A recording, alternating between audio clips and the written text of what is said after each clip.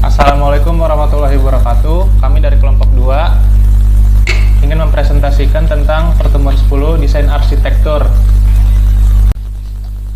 1. Pendahuluan.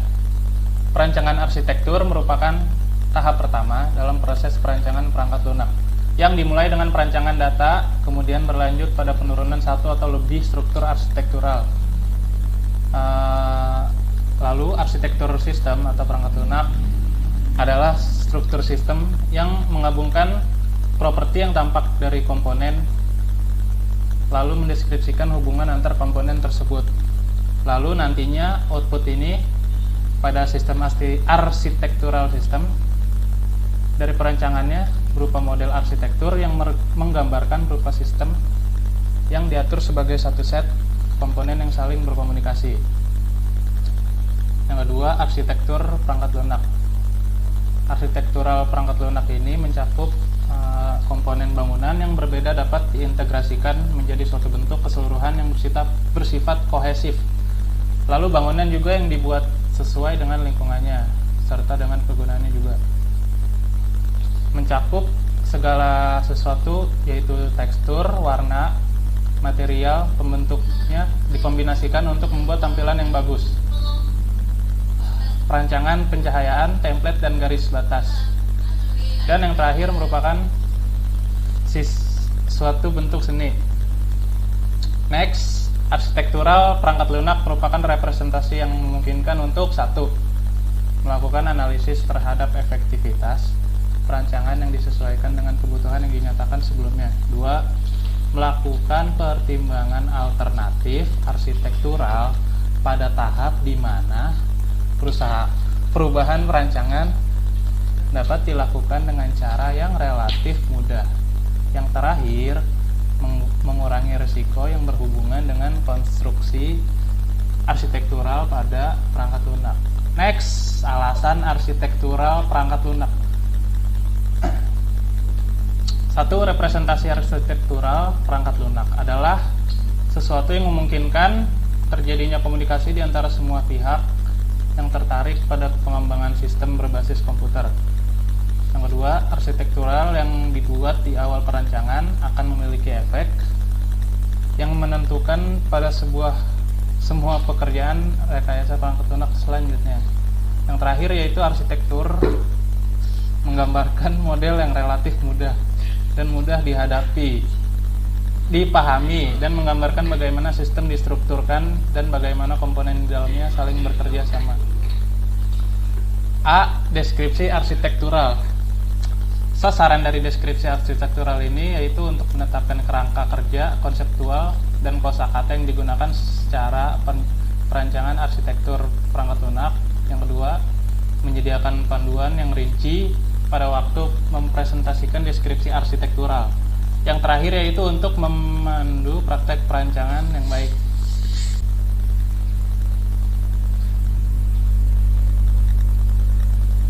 Ayo next, B. Keputusan arsitektural. Pola deskripsi keputusan akhir arsitektural. Yang pertama yaitu proses permasalahan perancangan. Deskripsikan permasalahan perancangan arsitektural yang akan diselesaikan. Proses yang kedua yaitu penyelesaian.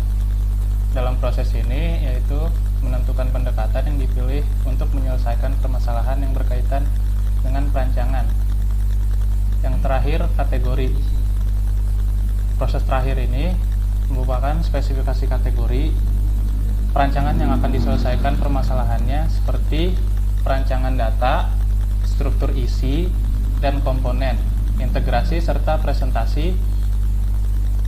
Ya, next. Pola deskripsi keputusan arsitektural. D. Ini lanjutan. Asumsi-asumsi merupakan indikasi asumsi saat menentukan keputusan. Misalnya, standar teknologi, pola yang tersedia, permasalahan yang berkaitan dengan sistem atau perangkat lunak. Prosesnya, next, alternatif. Secara singkat, deskripsikan alternatif yang akan dipertimbangkan dan mengapa ditolak. F. Argumen. Jelaskan mengapa memilih penyelesaian di atas dan alternatif lainnya. serta digabungkan dan akan menjadi sebuah argumen. Next, slide 9. Pola deskripsi keputusan akhir. Lanjutan. G. Keputusan yang berhubungan. Keputusan dokumentasi yang berhubungan dengan keputusan yang diambil. H. Implikasi. Indikasikan konsekuensi perancangan akibat penentuan keputusan. Pertanyaannya yaitu, apakah penyelesaian akan berakibat pada perancangan lainnya? Tergantung arsitektural pada keputusannya. Lanjut, I. Perhatian yang berhubungan. Adakah kebutuhan lain yang berhubungan dengan keputusan yang diambil? Lanjut, masih pada pola deskripsi keputusan arsitektur. J. Produk kerja. Indikasikan di mana keputusan yang akan diambil tercermin dalam deskripsi arsitektur. K. Catatan. Ini yang terakhir. Rujukan catatan tim lainnya yang sebelumnya telah digunakan untuk membuat keputusan. Next, slide 11. Beberapa pertimbangan dalam keputusan arsitektur. 1. Adakah arsitektur aplikasi generik yang dapat bertindak sebagai template untuk sistem yang sedang dirancang? Yang kedua, bagaimana sistem akan didistribusikan ke sejumlah perangkat keras? 3. Pola atau gaya arsitektur apa yang digunakan? 4. Pendekatan fundamental apa yang digunakan untuk menyusun sistem? Yang terakhir, bagaimana komponen struktural dalam sistem akan terdekomposisi menjadi subkomponen? Lanjutan dari beberapa pertimbangan dalam keputusan arsitektur. 6. Strategi yang akan digunakan untuk mengontrol pengoperasian komponen dalam sistem. 7. Organisasi arsitektur apa yang terbaik untuk memberikan persyaratan sistem non-fungsional. Yang ke-8, bagaimana desain arsitektur akan dievaluasi. 9. Bagaimana arsitektur sistem didokumentasikan. 3. Tampilan arsitektural. 1. Tampilan logis. Abstraksi dalam sistem sebagai objek atau kelas objek dalam arsitektural. Yang kedua, tampilan proses. Menunjukkan bagaimana atau pada saat runtime menjalankan sistem yang terdiri dari proses yang saling berinteraksi. Ketiga, tampilan pengembangan. Perangkat lunak diuraikan untuk mengembangkan, yaitu pengembangan yang menunjukkan detail untuk komponen pengembangan yang akan diimplementasikan oleh pengembang tunggal atau tim pengembang. Tampilan fisik menunjukkan perangkat keras sistem dan bagaimana komponen PL atau perangkat lunak didistribusikan di seluruh sistem perangkat lunak arsitektural. 4. Gaya arsitektural. Gaya arsitektural mendeskripsikan kategori sistem yang mencakup 1. Kumpulan-kumpulan, yaitu sistem basis data dan modul-modul yang melaksanakan fungsi tertentu yang diperlukan oleh sistem. Yang kedua, penghubung atau konektor yang memungkinkan komunikasi, koordinasi, dan kerja antar komponen. Batasan yang mendefinisikan bagaimana komponen dapat diintegrasikan untuk membentuk suatu sistem atau perangkat lunak. Model semantik yang keempat, yang memungkinkan rancang sistem perangkat lunak arsitektural dari dia. Ya, assalamualaikum warahmatullahi wabarakatuh. Nama saya Muhammad Zaki. Di sini saya akan melanjutkan presentasi yang tadi dibawakan oleh Arif Fajarudin. Di sini kita lanjutkan, yaitu gaya dan struktur arsitektur atau persyaratan non fungsional. Yang pertama di sini ada kinerja atau performance. Arsitektur harus dirancang agar semua komponen dapat digunakan pada berbagai komputer atau prosesor dan mendistribusikan di seluruh jaringan. Yang kedua di sini ada keamanan atau security. sini security ini menggunakan struktur berlapis untuk melindungi aset yang paling penting di lapisan terdalam dengan tingkatan validasi keamanan yang tinggi. Yang ketiga di sini ada keamanan atau safety. Operasi yang terkait dengan keselamatan terletak di salah satu komponen tunggal atau komponen kecil. Yang keempat ada ketersediaan atau availability. Arsitektur harus dirancang untuk menyertakan atau menyediakan komponen redundan sehingga memungkinkan saat mengganti atau memperbarui komponen tanpa menghentikan sistem tersebut. Yang kelima ada pemeliharaan atau maintainability. Arsitektur sistem harus dirancang menggunakan komponen mandiri yang dapat diubah dengan mudah tentunya. Oke. Lanjut di sini ada struktur dasar arsitektur. Arsitektur perangkat lunak. Yang pertama, arsitektur perangkat lunak mempresentasikan suatu struktur di mana beberapa kumpulan entitas atau komponen dihubungkan dengan sejumlah relasi atau konektor.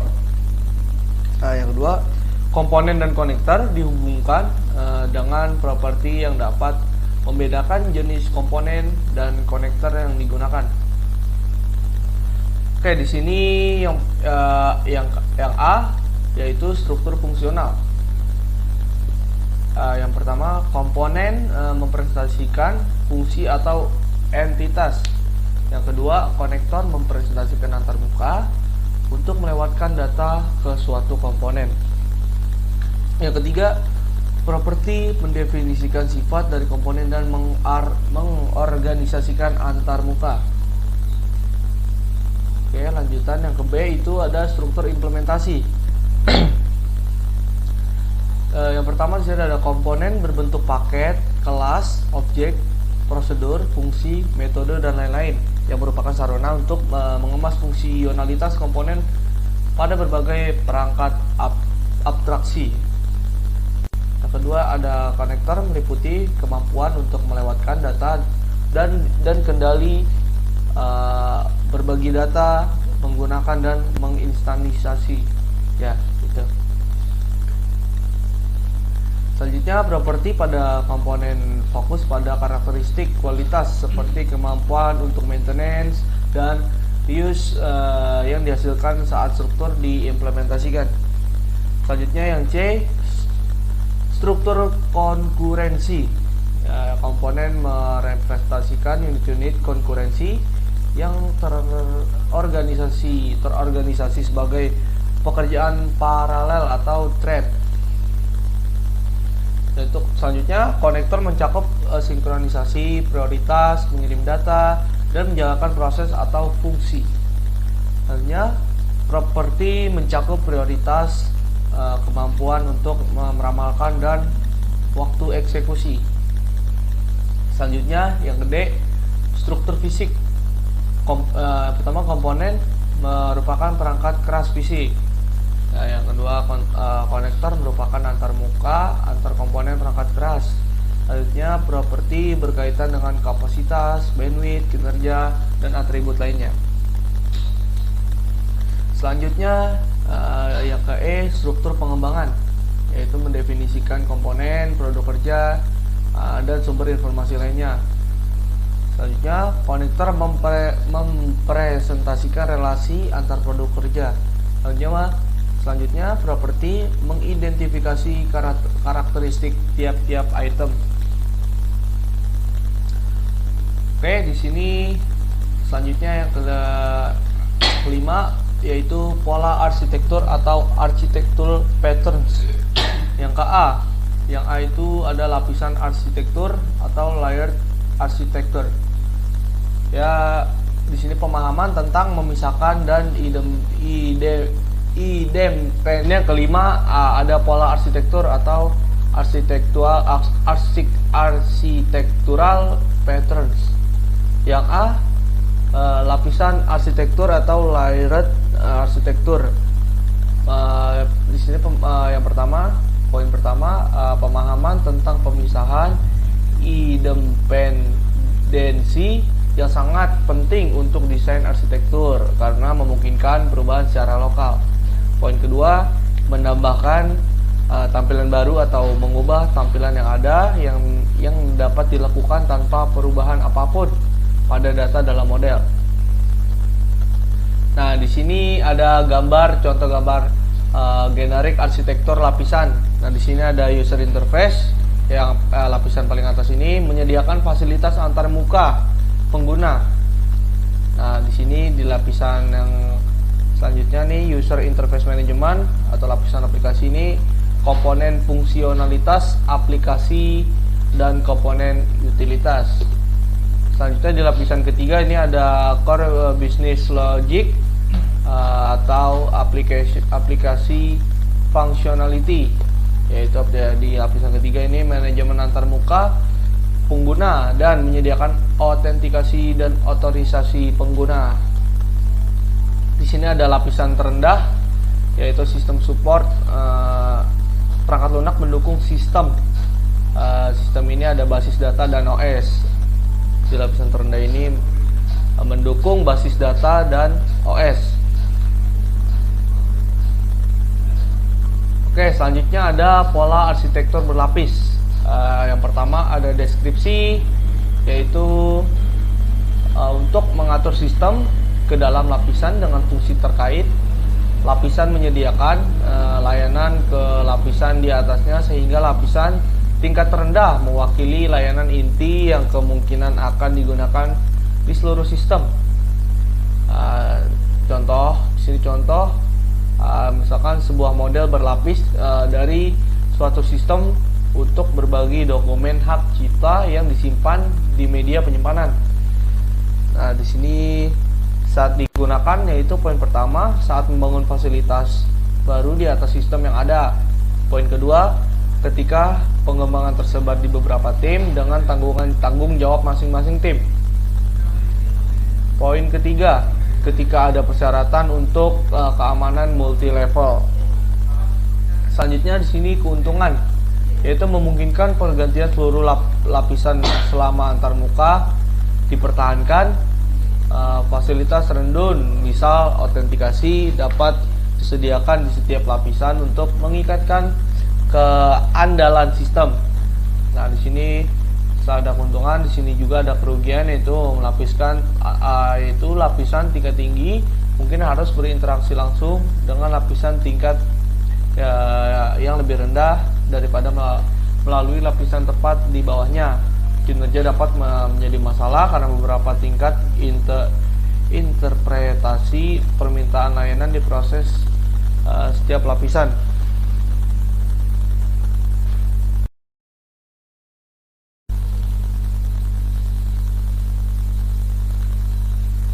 Ya, oke, next. Yang ke B, di sini ada arsitektur repository atau repository arsitektur. Oke, poin pertama di sini, bagaimana satu set komponen yang saling berinteraksi dapat berbagi data. Ya, poin kedua, model ini cocok untuk aplikasi di mana data dihasilkan oleh satu komponen dan digunakan oleh yang lain. Poin ketiga, tidak perlu mentransmisikan data secara eksplisit dari satu komponen ke komponen lainnya, tetapi komponen harus beroperasi di sekitar model data repository yang disepakati. Poin kelima, pola repository berkaitan dengan struktur statis dari suatu sistem dan tidak menunjukkan organisasi runtime. Oke, di sini ada repository arsitektur. Yang pertama, deskripsi. Semua data dalam sistem dikelola di repository pusat yang dapat diakses oleh semua komponen sistem. Contohnya dari IDE, di mana komponen menggunakan repository dan setiap perangkat lunak menghasilkan informasi kemudian tersedia untuk digunakan oleh alat lain.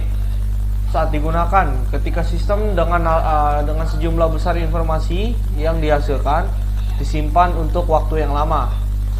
Nah, di sini ada keuntungan. Poin pertama yaitu komponen dapat mandiri karena tidak perlu mengetahui keberadaan komponen lain. Poin kedua, perubahan yang dilakukan oleh satu komponen dapat disebarkan ke semua komponen. Poin ketiga, semua data dapat dikelola secara konsisten karena semuanya ada di suatu tempat. Selanjutnya di sini ada kerugian. Masalah repositori mempengaruhi seluruh sistem. Ya, oke. Ya, di sini di-cut nih, Jay. Ini di-cut ya. Langsung lanjut.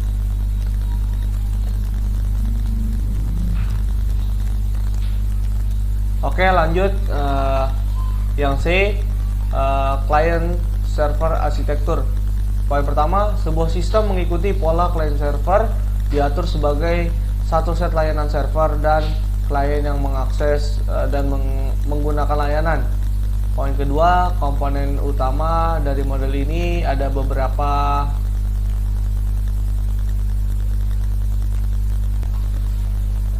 Oke, selanjutnya yang C adalah client server arsitektur. Poin pertama, sebuah sistem yang mengikuti pola client server diatur sebagai satu set layanan server dan klien yang mengakses dan menggunakan layanan. Poin kedua, komponen utama dari model ini adalah diliputi beberapa contoh, yaitu yang pertama, server memberikan layanan ke komponen lain. Contohnya di sini, server menawarkan layanan pencetakan, server file yang menawarkan layanan manajemen file, dan server kompilasi yang menawarkan layanan kompilasi bahasa program. Yang kedua ada klien yang menggunakan layanan yang ditawarkan oleh server. Dan poin yang ketiga, jaringan memungkinkan klien untuk mengakses layanan.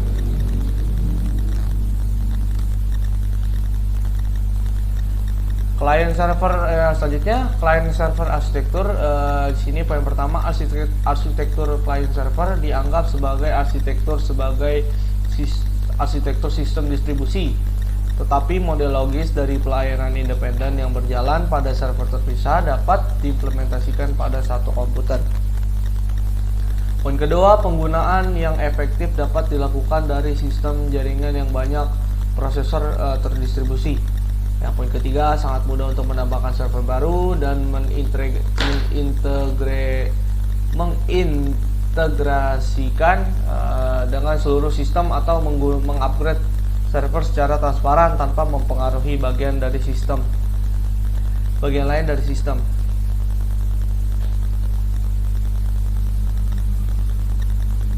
Oke, di sini arsitektur client server, deskripsi.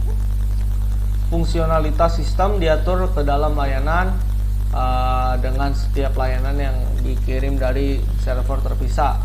Contohnya dari perpustakaan film atau video saat digunakan, ketika data dalam database harus diakses dari berbagai lokasi.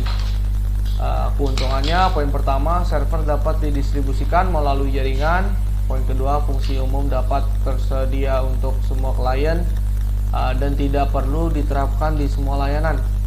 Di sini kerugiannya, poin pertama, di setiap layanan dapat terjadi kegagalan sehingga rentan terhadap penolakan layanan atau kegagalan server.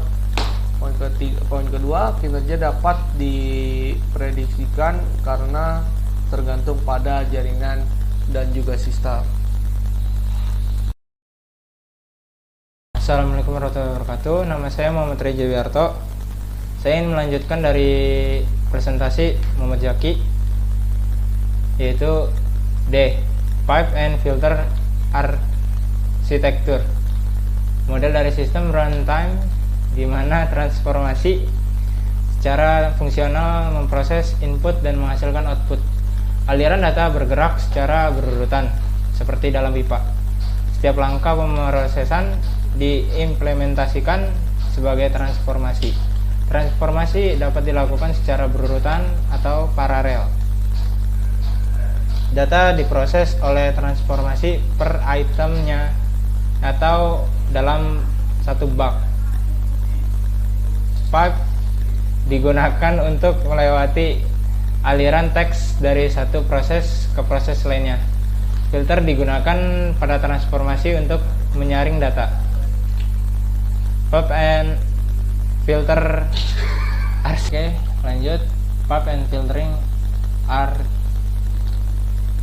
arsitektur. Ya, bisa dilihat di sini ada deskripsinya.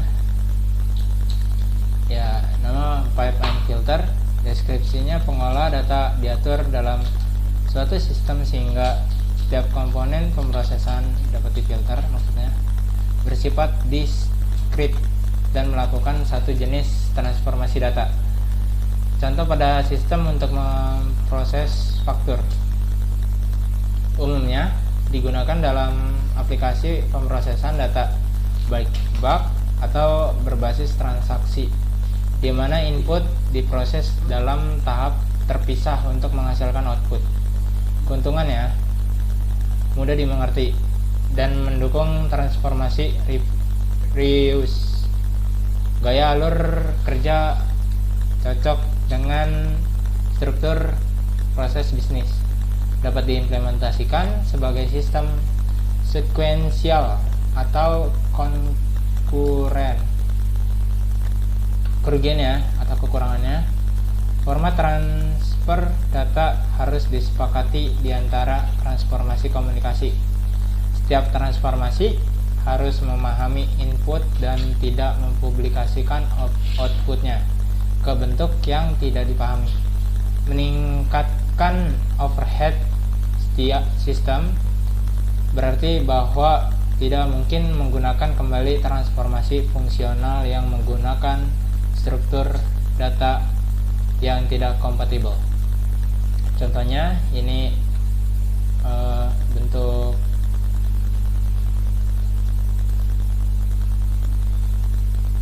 sistem untuk memproses faktur.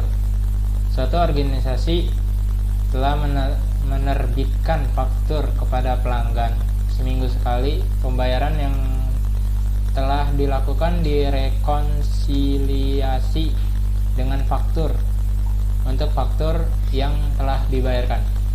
Diberikan tanda terima untuk faktur yang belum dibayar dalam waktu pembayaran yang ditentukan. Diberikan pesan untuk mengingatkan. Arsitektur aplikasi. Sistem aplikasi yang dimaksudkan untuk memenuhi kebutuhan bisnis yang memiliki banyak kesamaan yang menggunakan aplikasi tertentu. Arsitektur aplikasi dapat diimplementasikan kembali ketika mengembangkan sistem baru atau update. Tetapi untuk banyak sistem bisnis, penggunaan kembali aplikasi tak dimungkinkan tanpa implementasi ulang. Oke, selanjutnya sistem pemrosesan transaksi atau transaction processing system. Aplikasi pemrosesan transaksi adalah aplikasi yang berpusat pada database yang memproses permintaan pengguna untuk informasi dan memperbarui informasi dalam basis data.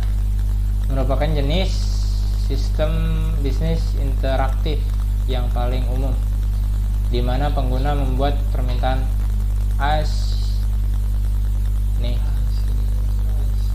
asinkronus untuk layanan.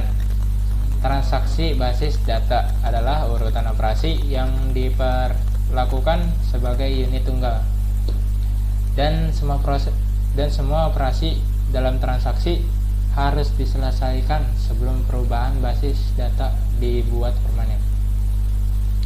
Aplikasi pemrosesan transaksi lanjut. Dari perspektif pengguna, transaksi adalah setiap urutan operasi yang koheren yang memenuhi tujuan. Seperti transaksi adalah setiap urutan operasi yang koheren yang memenuhi tujuan, seperti menemukan jadwal perkuliahan. Sistem pemrosesan transaksi dapat diatur sebagai arsitektur pipe and filter, dengan komponen sistem sebagai input, pemrosesan, dan output. Misal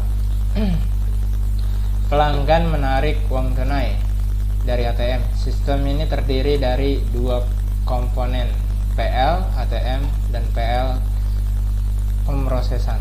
Akun di server berbasis data bank. Komponen IO diimplementasikan sebagai PL di ATM, dan komponen pemrosesan adalah bagian dari server database bank. Oke, ini contoh pemrosesan aplikasi transaksi. Penjelasannya, pengguna membuat permintaan ke sistem melalui komponen pemrosesan atau IO. Permintaan diproses oleh beberapa aplikasi logika. Transaksi dibuat dan diteruskan ke manajer transaksi yang biasanya tertanam dalam sistem manajemen basis data. Setelah manajer transaksi memastikan bahwa transaksi sudah diselesaikan dengan benar, kemudian memberi sinyal ke aplikasi bahwa proses telah selesai. Oke, sistem informasi. Semua sistem yang melibatkan interaksi dengan basis data dapat dianggap sebagai sistem informasi berbasis transaksi. Sistem informasi memungkinkan akses yang terkontrol ke basis informasi yang besar seperti katalog perpustakaan, jadwal penerbangan, atau catatan pasien di rumah sakit. Sebagai contoh dari instantiation model berlapis. Oke, ini contoh informasinya. Sistem dimodelkan menggunakan pendekatan berlapis, di mana lapisan atas mendukung antar muka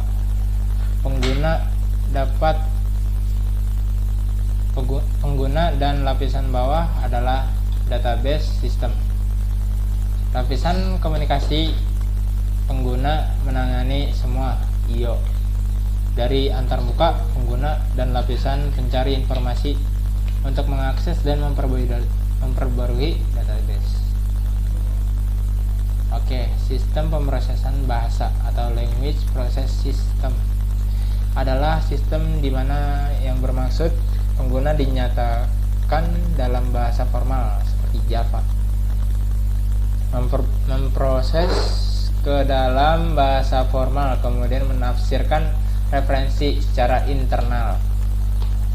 Sistem pemrosesan bahasa dengan kompiler yang menerjemahkan bahasa pemrograman tingkat tinggi ke dalam kode mesin.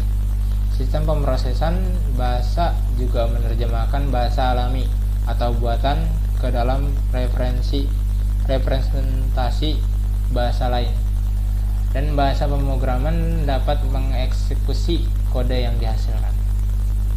Oke, ini contoh pemrosesan bahasa. Ya, ada sintak-sintaknya. Ya, sekian. Wassalamualaikum warahmatullahi wabarakatuh. Sekian dari presentasi kami, kurang lebihnya kami mohon maaf. Wabillahi taufik wal hidayah. Wassalamualaikum warahmatullahi wabarakatuh.